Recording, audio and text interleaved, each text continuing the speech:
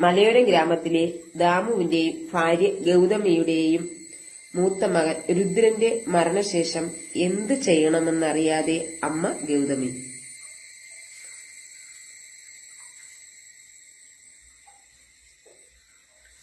ഒരു കാൽ തളർന്ന് മുറിച്ചുമാറ്റിയ നിലയിൽ കിടന്നിരുന്ന അച്ഛൻ ദാമു പെട്ടെന്നൊരു ദിവസം ഒറ്റക്കാലിൽ മുറികളിലും മുറ്റത്തുമൊക്കെ പോകാൻ തുടങ്ങി.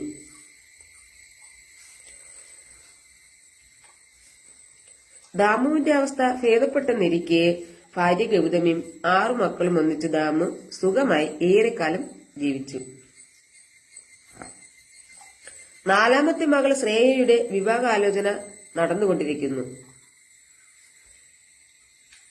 വിവാഹാലോചനകൾ പലതും നടക്കാതെ പോകുന്നു.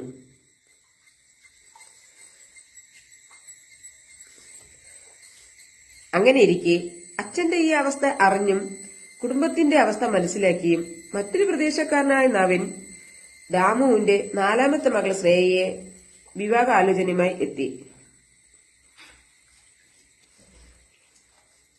നവീൻ ശ്രേയയെ വിവാഹം കഴിക്കാൻ തീരുമാനിക്കുന്നു. തീയതി നിശ്ചയിക്കുന്നു.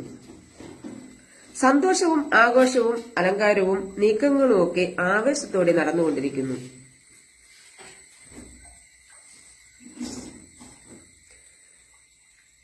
വിവാഹ തലേദിവസം രാവിലെ ഒരുക്കങ്ങൾക്കിടയിൽ അച്ഛൻ ദാമു തളർന്നു വീഴുന്നു. അന്ന് മെഡിക്കൽ കോളേജ് ആശുപത്രിയിൽ അച്ഛൻ ദാമു അഡ്മിറ്റാകുന്നു. കല്യാണ ഒരുക്കങ്ങളെല്ലാം അവസാനിക്കുന്നു.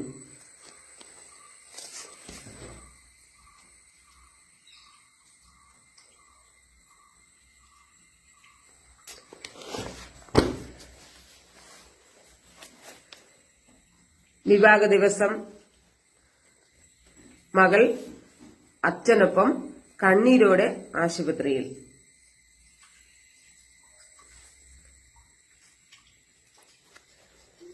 ദിവസങ്ങൾക്ക് ശേഷം അച്ഛന്റെ മറ്റൊരു കാൽ കൂടി മുറിച്ചു മാറ്റപ്പെടുന്നു.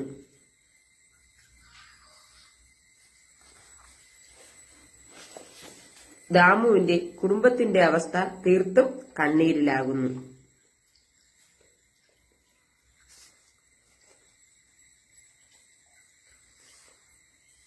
അച്ഛനൊപ്പം ആശുപത്രിയിൽ കല്യാണം മുടങ്ങിയ 4ാമത്തെ മകൾ ശ്രേയയും.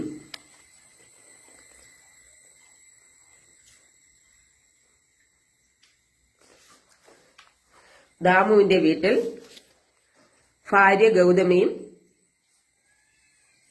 ബാക്കിയുള്ള 5 മക്കളും.